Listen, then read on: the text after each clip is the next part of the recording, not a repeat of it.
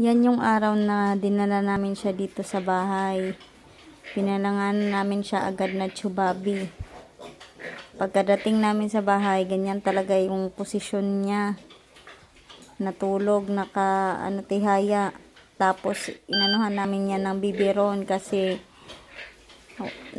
nawala yan sa nanay niya. Kaya dinala nga namin dito sa bahay. Tapos nung kalauna, nagtagal na ilang weeks na siya. Ganyan na yung itsura niya. Hanggang sa lumaki na siya.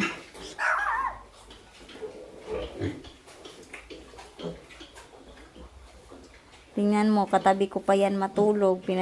Tinakpan niya pa yung mukha niya. Nakasandal pa sa braso ko. Diba, ang himbing ng tulog?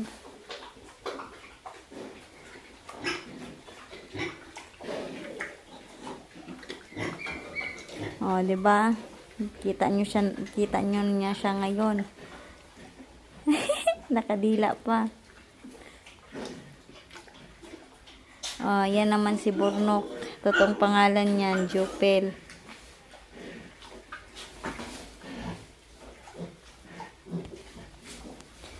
'Di ba? Ang laki na ng pinagbago ni Chubabi.